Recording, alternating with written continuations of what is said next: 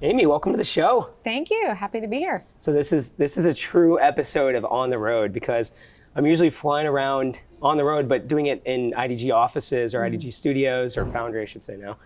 My brand marketer is going to kill me now. But we are on the road at the Google Cloud offices here in Mountain View, and this is really cool.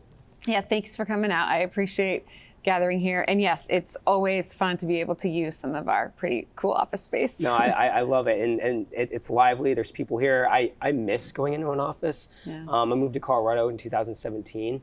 And I always feel like there's work's getting done. It feels lively.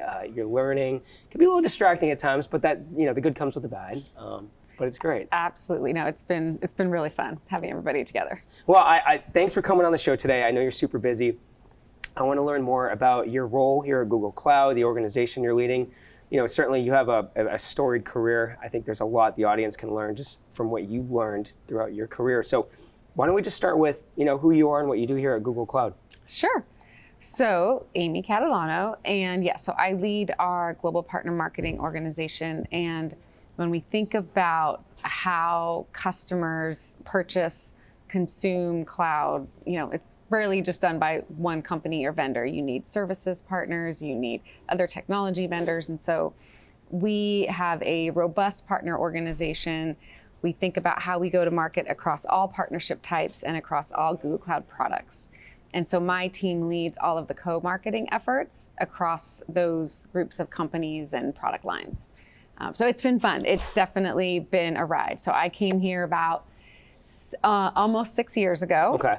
And let's just say I definitely walked into a overgrown startup, right? Where it's like, wow, this whole enterprise thing at Google is kind of new. And how are we doing this? And how are we doing that? And it was fun for me because partner marketing was not an established function yet. Okay. There was like a pocket of people in the product marketing team doing it. There was a pocket of people in the events team. There was just pockets of people doing partner marketing work, but we didn't have a holistic strategy and approach to the function. And obviously, as we were growing up very fast into a more mature enterprise organization, there was a need to create that function.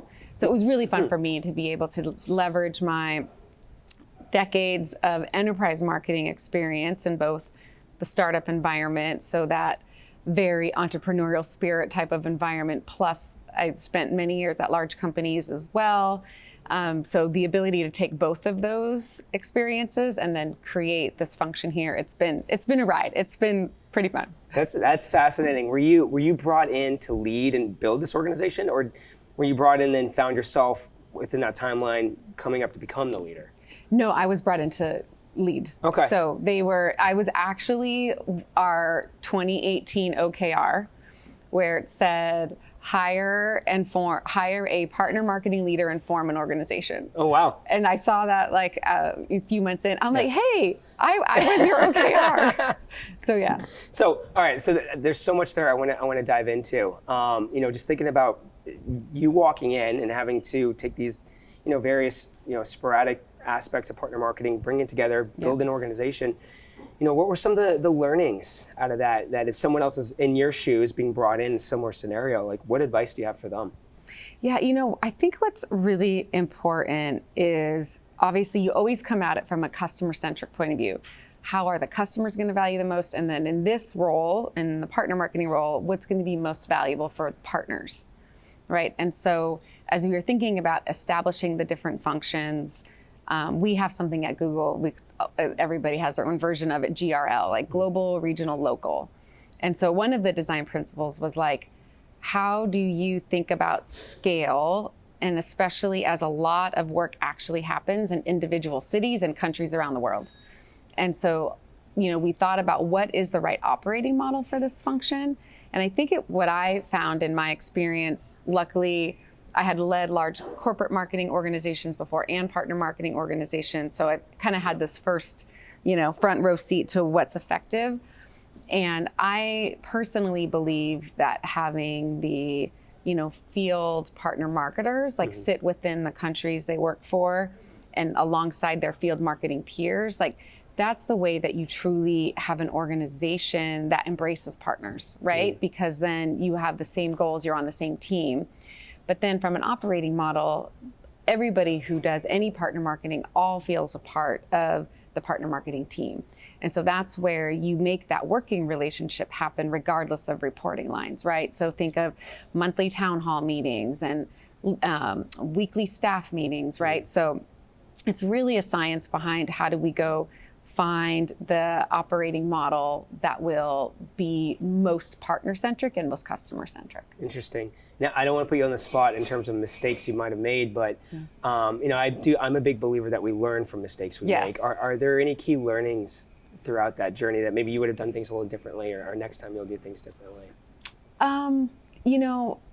One of the things, I actually got thankful. I had a VP of engineering at the time gave me this 5 pitfalls for Google executives when you come in. Oh, cool. And one of them is, especially at that time, I would say we've matured a little bit, but you come in and you see so many things. You're like, oh my gosh, this should change and that should change. And doing things too fast without really embracing and understanding, I thought was a pitfall. I caught myself on, but luckily in the moment a couple times. Yeah. But that would be a standard pitfall. And then also a little bit of poker face sometimes when you do have that moment. Somebody thought of that idea. Yeah. So how do you embrace that it was probably a good idea at the time, and then say, how about something like this in the future? So I feel like as a new leader coming in, establishing confidence and trust with the teams right out of the gate versus new leaders coming in and really criticizing wow, who thought that was a good idea? Yeah. Right? So I feel like that really helps establish the foundation, and then it grows on that. And then I also think what's really key is bringing the other peers along for the ride. So I strongly believe in not showing up to a new CMO staff and thinking okay, I'm the only person who does partners, and you're out there fighting for your share piece of the budget or your fair piece of attention or so forth. Instead, how do you make every one of your peers collaborate with you and have them care about what the objective is at hand? And so I feel like that was another big learning of getting to know the other CMO staff members, and how do I make sure that they really understand the value of partners? How can they leverage partners to make their business goals more successful? So that's also a really important part. How do you do that? Is that just through one-on-one relationships with those peers and putting in the time? It is absolutely putting in the time. Yeah. And it's about the relationship building and putting in the time of getting to know the humans beneath the title and the people. But then also understanding what sales stakeholder, what product stakeholder do they need to show up for and be successful. And they're not going to know, so in my role here as the partner marketing leader, they're not going to know, partners can make me look better or do better without a conversation where I'm helping to bring that to light, right? So yeah. I think a lot of it is coming in with a more helpful mindset, how am I going to make you help your goals be more successful? Let's see, you don't quite have enough budget. Guess what? If you do things with partners, they'll co-fund it. You can increase your budget. I'm struggling to get traction in this audience. Guess what? These 5 partners have a huge customer base with that exact audience. Why don't we bring them into these campaigns and they'll invite their customers? So a lot of it is really finding out what they care about, what they need, and then bringing opportunities to light to them directly, and then following up on your word. Not just, this is a great idea, and you have a great one-on-one, and then you have another one-on-one a month or 2 later, and you're like, yeah, we never did anything about that. So part of it is figuring out a way to be accountable. And for me, I do tend to sometimes get really busy, and so one of the things I try to do is bring in one of my leads soon. A great idea can come up, but if I don't tell anybody about it, I might forget. Yeah. So it's almost like the insurance policy. And so, hiring a good leadership team around you, I think, is really key, because you can kind of uncover some great opportunity with one of your peers. And then how do you make your own self accountable to team with the right people and bring in the right people to go get something done? I love that, just in terms of how you're working with peers maybe outside of the partner organization to drive the business forward based on the relationships, the time you're putting in. Yeah. I almost feel like, I don't want to call it an unfair advantage, but you have a unique advantage because when I think about partner marketing in general, like that's how we do partner marketing, right? We work with our partners, right? Drive those relationships, drive the business forward. You've applied that internally to other key stakeholders outside the partner organization. Exactly. Right? Yeah. And that's just fascinating way to look at it. And I think that's good advice for other people out there is what you're doing with your partners outside the organization, you should be doing with your partners inside the organization. Yep. And then when all else fails, and not that this failed, but I think to help reiterate it, that's where things like we have OKRs that the direct marketing teams need to have a certain percentage of their direct programs inclusive of a partner. Oh, interesting. Right. And some of the other things that I've learned, and maybe this is one of the mistakes so you were asking about, you can't just assume that you have an alignment with your peer and then it's going to trickle like 5 layers down in an organization and happen in like a random city across the planet, right? Yeah. And so that's where the things like the OKRs are key, right? Where every direct marketer has an OKR that they're going to be inclusive of a partner. So anytime there's a program where $1 is spent and in a set of classified programs, like they have to say, was there a partner involved? Yes or no? And if no, why not? Right? And this way we get much more partner centricity in the business, and we gain all the benefits, extended reach, extended budget, all the things we get when we bring partners in.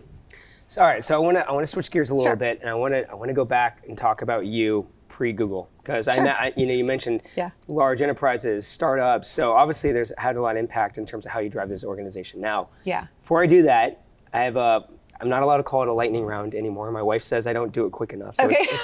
it's the thunder round. Sure. All right, so I got just a couple quick. We'll see how quick questions about you. Okay. All right, last book that you read that you loved. Oh my gosh, this is so embarrassing. As a mother of 2 very busy, sporty kids, it's been months since I have read a book. It could be years ago. What's the last one that you just loved? So I will share one thing. So I found a way, this is old school, but I found a way to make sure I have time every holiday season to like handwrite notes to everybody in my organization. Oh, wow. And I'll tend to just give some kind of a personal gift. And so this past year, I think it was this past year, there was a book that I loved 20 years ago and I randomly reread like maybe that summer before, called The Celestine Prophecy. And it was not, everybody gets business books. So you're always getting business books. And this what's it called? It's called The Celestine. It was really big 20 years ago when I was earlier in Currier. But there's a lot of things about like it's fiction, but there's a lot of things about like the meaning of life. And it talks about energy circles and how you want to surround yourself with people who build up your energy versus suck your energy. It talks about generations, how every generation gets smarter, learns more from the previous generation. And so you're on this continuous improvement in life. So there's like deeper lifer undertones in a very fictional type of a book, which I just found entertaining. So anyway, and then one year I did do Don't Sweat the Small Stuff, and it's all small stuff, which is another fun read on like your table, your nightstand to like read a couple inserts before going to bed. So that's cool. Yeah. All right. Dark chocolate or milk chocolate? Dark. All right. My wife made me put that one in. She would also say dark. Did you have a nickname as a kid? Yes. Franch. So my What's it maiden called? name is Franchoni. Oh, Franch. So more of a like late teen high school. I'm not helping you with the lightning round. I'm just dying up. That's why it's a thunder round. It's okay. Franch or Franchoni. Favorite vacation that you've ever been on? I love Italy. Positano is my favorite place in the world. Oh, great. All right, last one. Okay. Very controversial one. Yeah. At least in my household. Ideal temperature in the house. Oh, so this is interesting. I would say at night, it's as I get older, I want it cooler. Yeah. So I would say like at night, a nice like 61 degrees. 61? Yeah. Wow. I know, which is not the way it was like 5 years ago. Yeah. It's so my wife's Canadian, and it's all Celsius there. And we found this comedian who was talking about how I think it's 20 degrees Celsius is a range between 68 and 70. And just how absurd that is to be in Canada to set your range, your temp to 20 degrees, because in a lot of households, there's a big difference between 68 and 70 in the house. So, Yeah. Anyways, all right. So that was a thunder round. Thank you. That was great. All right. So I want to go back to your career because I think, a lot of people that listen to this show are somewhere in their career. They obviously, a lot of them want to end up kind of where you've ended up. Mm-hmm. So, what are some milestones along the way that have really, helped accelerate you, that gave you learnings, that have shaped who you are today? Yeah. So I think, two things of note. So one, and if I've, ever chatting with a group of people like more early in career, I think about how I somehow seem to, at a young age, get on a pretty successful path. And so this is back in IBM in the late 90s. I've just aged myself. And basically we were in this huge building with long hallways. There was like 2 people per office, and like nobody ever knew each other or talked to each other. Yeah. I'm like, this is crazy, right? I don't know my peers very, very well. So I went to the director of the group. There's like 50, 60 people in our organization. Like, I would like to start a social committee. Can I please have budget? These are the 5 things I'm gonna do. And we established like a monthly birthday appreciation, like holiday potlucks. And it was like a great way to meet and have camaraderie with the team members. And 6 months later, they set me up into some like executive program with like a super senior woman executive. And I'm like, how did that happen? I've been here like not very long, but I learned from that being really proactive, and how do you find a need for something that people don't even realize is a problem? And so for earlier in career people, like, I do think that opened up the doors for me to get on this executive path at a very young age, just because I found a problem nobody thought of. So that's always a positive thing. And then the other thing is not be afraid to take risks. I know that sounds probably pretty cliche, but I was somebody where if I could do it over, I would have an engineering degree first and then a business degree, not like a marketing degree and then a business degree. I've thought about that so many times. If I could do it over. But so for me, I was always more comfortable if I was doing some kind of a marketing role with like technology I used. So I was at Interwoven, what at the time was the fastest growing startup software company in the planet, in like the boom, right? So now we're early 2000s, and it was unbelievable time period. But I didn't have that background where I always stayed, and it was web content management, and I was a user, so I could understand it and I can do that. So it was easy. Long story short, went to a bunch of other types of opportunities, and then I got a call from a former CMO. Oh, I have another tip for people. I will come back to that. Okay. I had the CMO at Interwoven ended up going to a startup called ZenSource. And that was like open source hypervisor. So think vSphere, VMware. Okay. But it was all built on open source, and they were building a commercial product. It was like a 40-person startup. So techie, geeky. Like, I had this meeting and it was like, okay, think about all these servers in a database and they're only running at like 60% capacity. Imagine adding something called a hypervisor. Like, this was like mind-blowing back then. Yeah. Now it's just, I shouldn't call it commodity, but you know what I mean? And you put this virtualization layer on, and now you're all of a sudden at 95% capacity. Imagine the cost savings, the cooling savings, like all the stuff. So like, I believed in the vision, and I was like, but I am not gonna get geeked out in this super technical sale. And it was just one of those things, I'm like, you know what, let's go out of the comfort zone, right? That ended up being really wild. I forget exactly how long I was there, but then got acquired by Citrix eventually, and learned so much in that startup role where you do get to wear a lot of hats when you're in a startup, which is just great from a development standpoint. So that really helped you kind of just and that really helped like the full scope of like marketing, right? Yeah.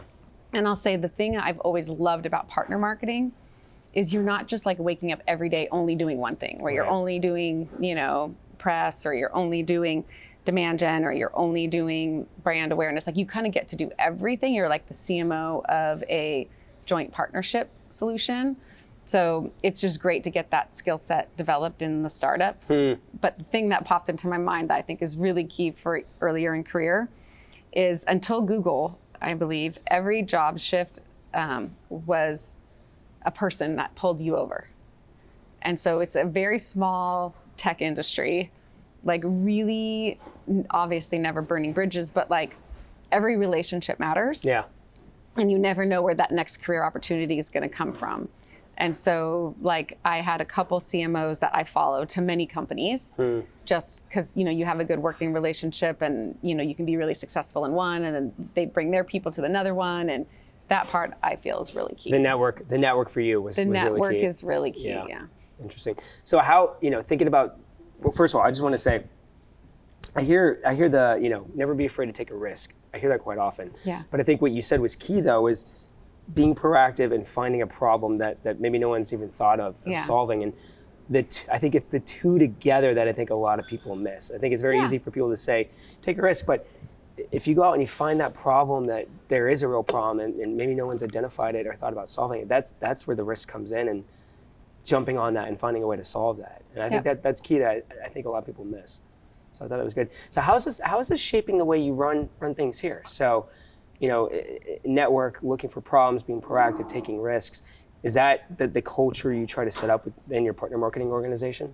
Absolutely. And we actually talk a lot at the leadership table about rewarding risk and failures. Yeah. I think there's a lot of cultures that feel like, company cultures that feel like, you know, you're managing to a dashboard, not to what's great for the business. And what's great for the business is sometimes leaning in, knowing this idea may or may not work. But if you don't try it, you'll never know, and you're just stuck doing the same thing like all the time.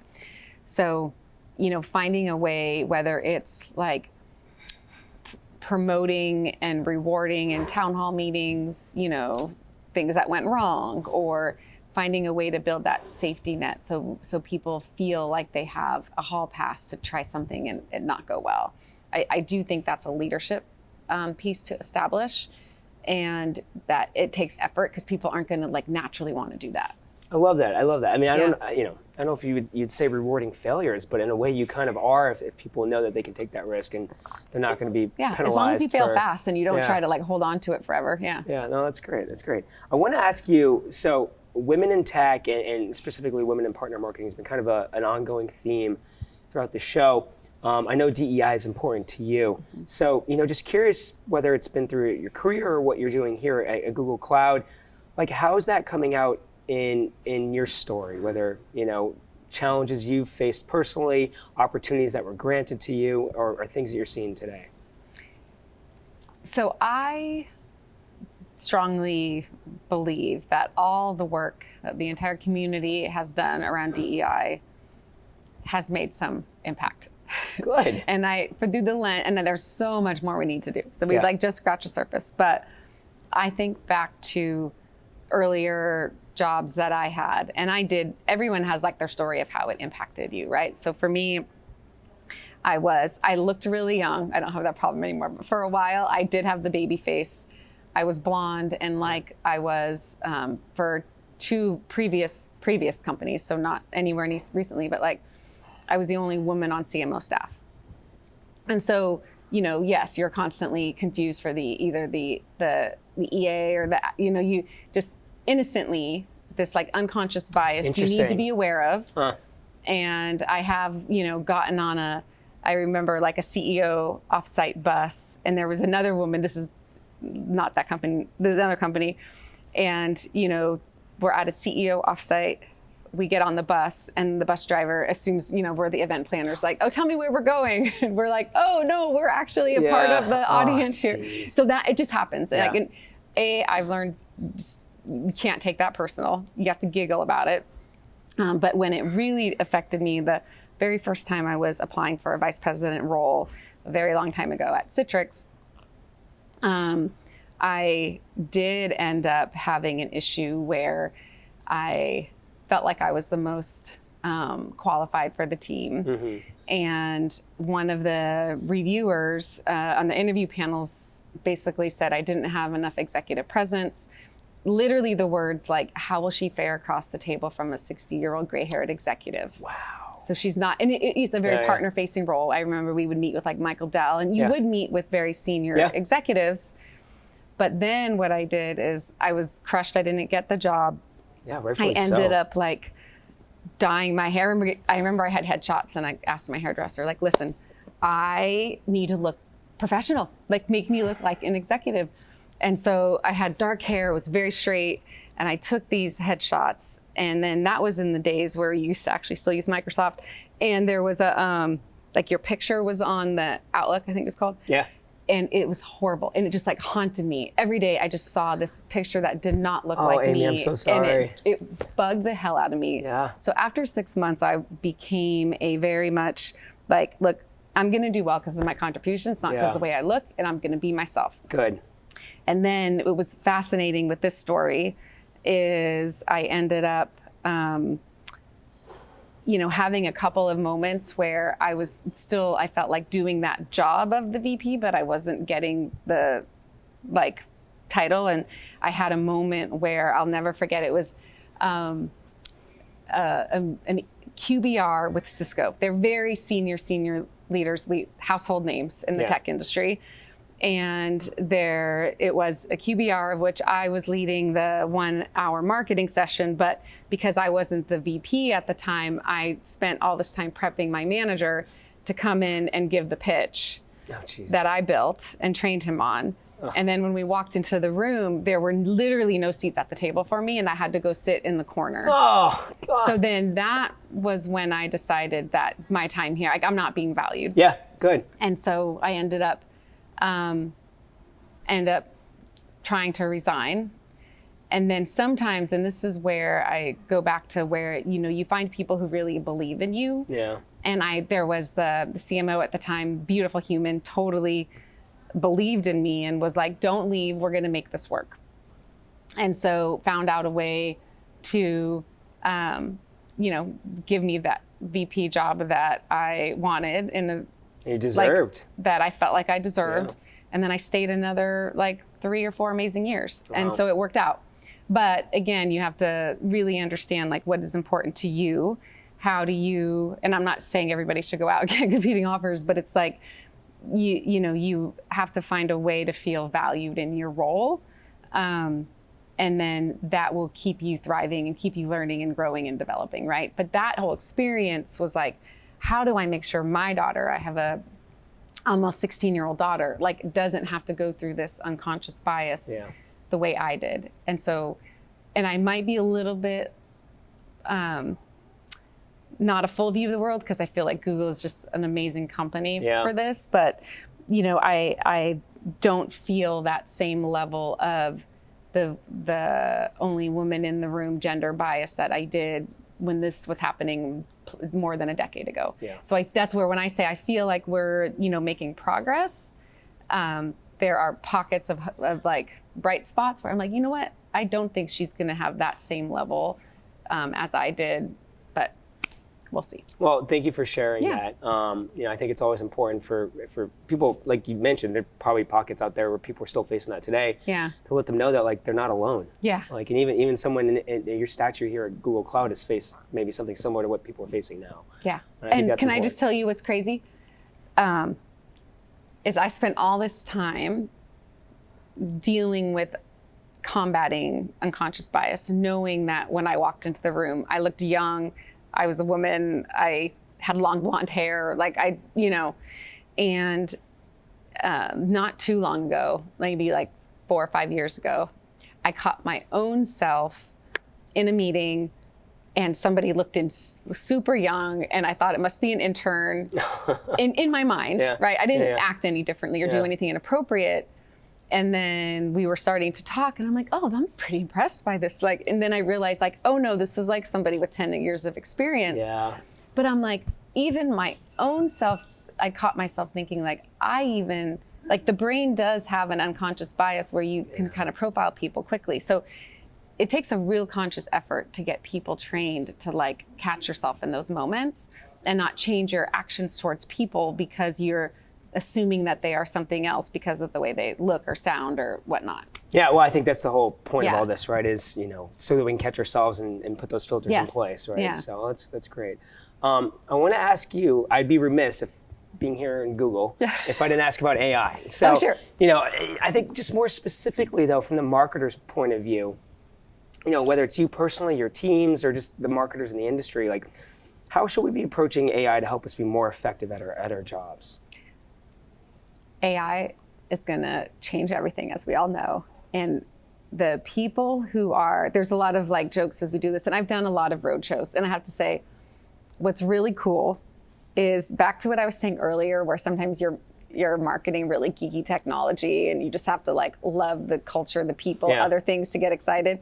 Finally, we're back to like marketing what we use ourselves and really understand and play with. So to me, that's just been fun. Random side note, but like AI isn't going to like replace jobs, but it might replace people who don't want to embrace it and are just trying to like do things the old way. And so what we have learned is you really need to find a culture. And there's this huge spectrum of companies who are like putting in the effort to proactively embrace it, and others who are, let some people go play it in the closet, and then like if you see something cool, let us know. Yeah. And so it is a mixture of technology and then like operating cadence and practice that is really going to get the companies accelerating their business because of AI. And then as a marketer point of view, you can only imagine like our ability to get campaigns out the door. I can just go on and on the things that we're doing and using with it. It's been pretty phenomenal, and it does still take effort though, of like how do we bring this back up to the surface, challenging each other. Like we have an online chat forum that everybody like shares ideas, like, oh, I just figured out how to use it for here. So it's like, who in your company is thinking about what are the communities, what are the best practice sharing forums, how are you doing training? Like all of these things are really important. Yeah, so it's interesting because I personally, because I work with a lot of companies out there where I see it is a mix of the two. Like you said, you have some companies that just have random people out trying different things, and then other companies are trying to take more of a systematic approach to it. So it sounds like, I don't want to assume, but on your team, are you finding use cases and then making that part of like the standard operating procedure for moving forward? Like this is what we're going to do, utilizing Gen AI as part of our process. Yes, and actually what you just said is why the MarTech people are so important, because embedded in workflow, just like those 3 words, will take your adoption from here to like here, right? Because there's one thing to be doing something, change your screen, prompt something, bring it back in, put it in, right? Like versus embedded in the workflow experience. You're doing a web page, you hit a button, it gives you like the draft text or whatever you might be working on, make some tweaks, publish. Like embedded in workflow is super key. And that's where the MarTech people become into handy. Like, how are you partnering with those individuals so that it becomes a seamless experience, like a user experience for the teams? Interesting.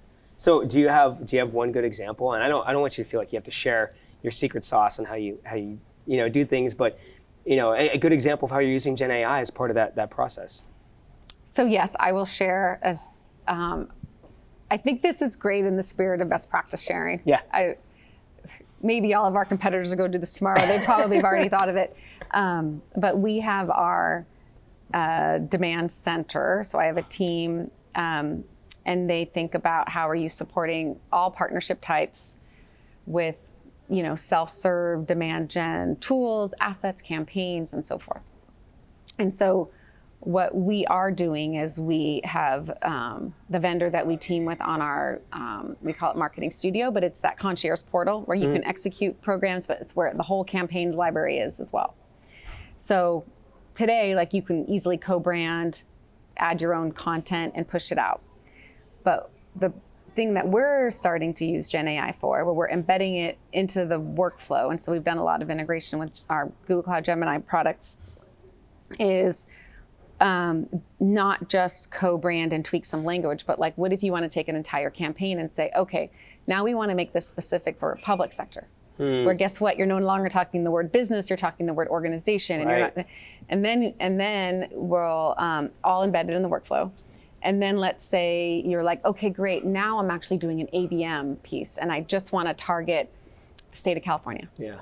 So just target the state of California, and then like, all the assets, the whole bill of materials. Wow. What landing pages, emails, like everything becomes now customized for a particular account. Wow. And so putting that into the power of our partners so that every dollar becomes more and more efficient is what we think is a big value add. Yeah, I mean, beyond just the efficiency of that, I think, through the partner marketing lens, you're adding a lot more value back to the partner. Yep.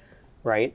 You're personalizing it, and you're also scaling it. Like that's Yes. a scalable solution. Like those are all everything that the partners out there want, right? Yeah, exactly. So feeling really blessed. I have an amazingly strong team who came up with this idea. Yeah. And actually something else, like this was an idea that was generated. We had like a Dragon's Den kind of program with all of Google marketing, not just cloud, where this whole proposal and what it would take from a funding model was presented to the Dragons, right? And that's kind of the genesis of how this came about. Dragon Den. I don't know anything about what you're talking about. It sounds it's amazing. Like think of Shark Tank. Okay, cool. I think You call them the Dragon Dens? Yeah, well, I think that's the European version of Shark Tank. So. Oh, is it? Yeah. I am not good on the pop culture That's stuff. okay. Yeah. I should not be a podcast I actually think host. that's what it is. That's what somebody told me. I could be wrong, but it's just think of it as like Shark Tank love it. spirit, where you like pitch an idea and you get people to fund you. And if they don't get your idea, they just light you on fire. Then you just no money for you. Oh, that's cool. All right. So speaking of best practices, I want to talk a little bit about best practices and challenges. So, Sure. Thinking of the average day-to-day marketer, partner marketer out there, there's so many things to focus on. There's too much to do between strategic and tactical. What should marketers really be doing to just be better at their jobs from day to day, besides using Gemini and the Gen AI stuff? What do you see as like an ideal best practice for marketers today? So, marketers in general, I know it's like less specific about Gen AI, but I do feel that like everybody's time is so spread thin, right? And it's like, how do we think less snowflakes where every time you're trying to do something, you're like starting fresh? And how do we think about, okay, I'm gonna build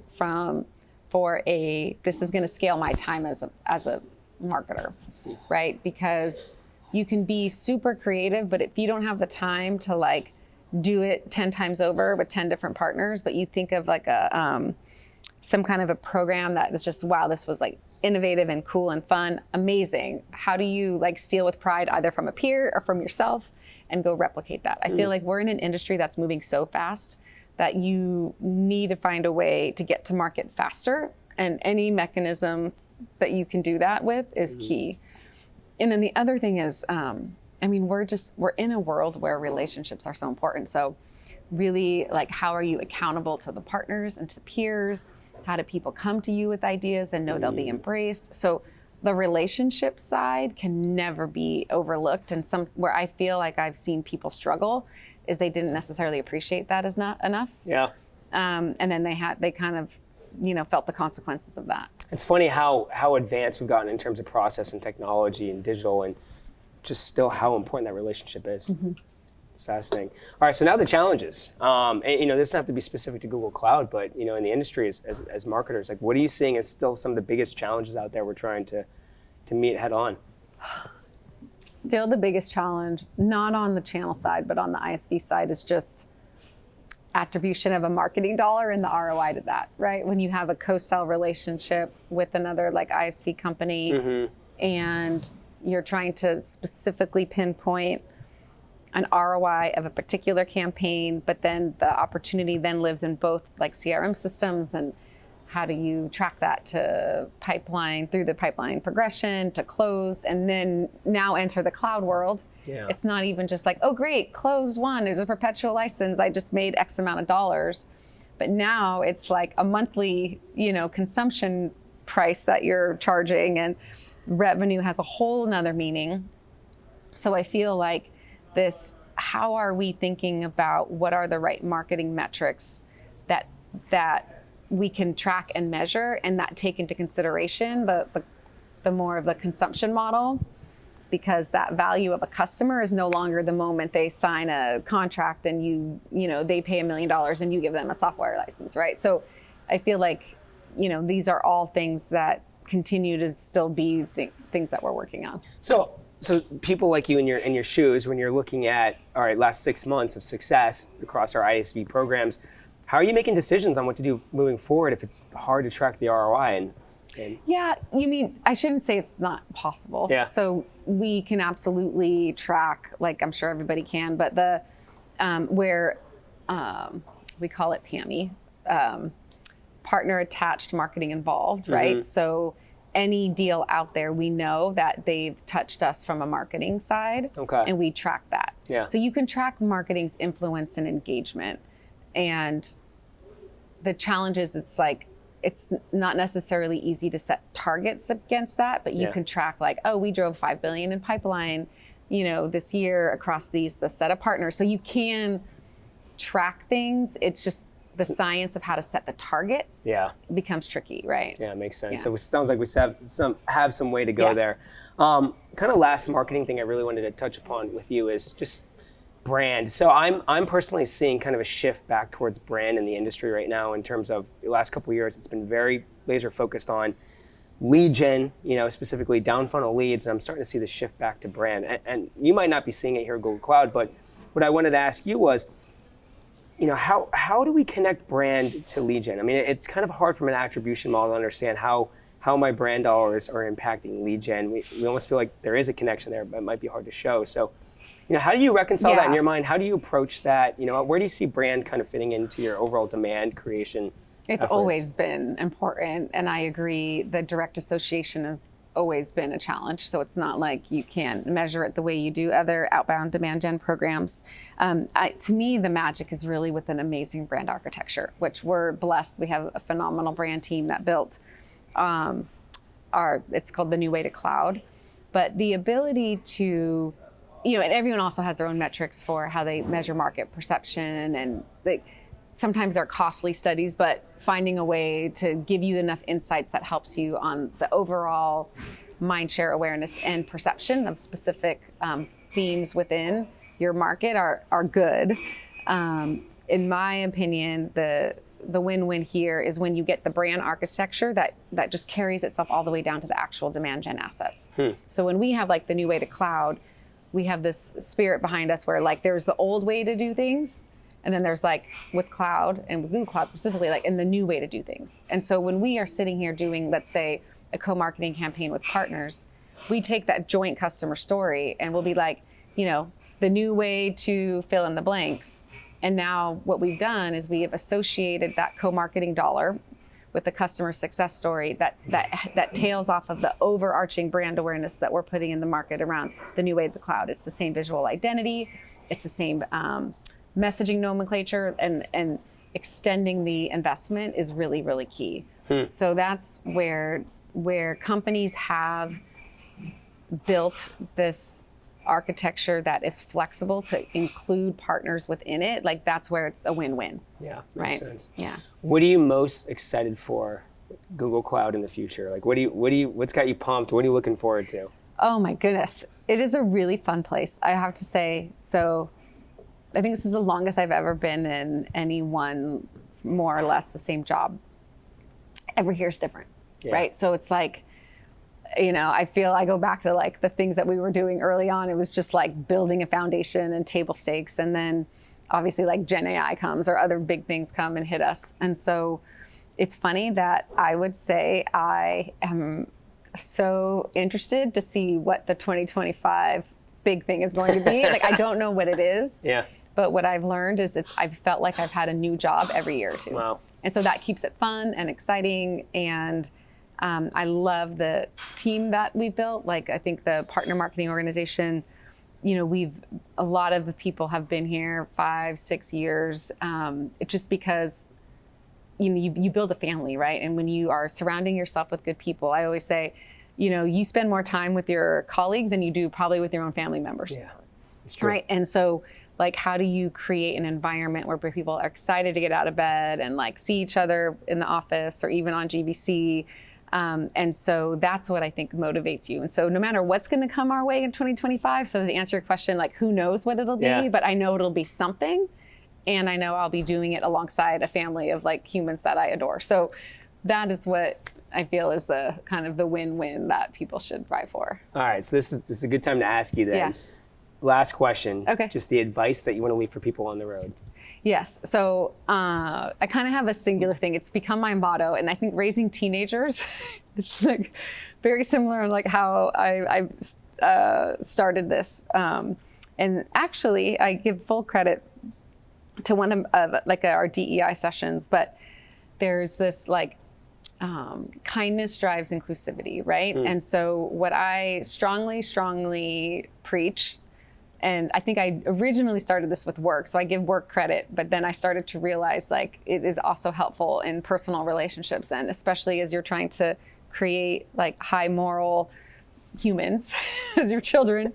But it just like lead with kindness, right? Like if you approach every interaction and every relationship where you're just coming to the table with, okay, how am I going to be considerate? How am I going to be a good listener? How, you know, like this lead with kindness is like the approach where I feel like this is not the tech industry of 20, 30 years ago where it was like very bureaucratic and, you know, people led by fear. Like this is an environment where people want to wake up, and you will get the best out of them if you create this environment where everybody is supportive and kind to each other. So that's my like parting words of wisdom. Just lead with kindness. I'm gonna get T-shirts made. Lead with Yes. kindness. Oh my I'm just gosh, on the road.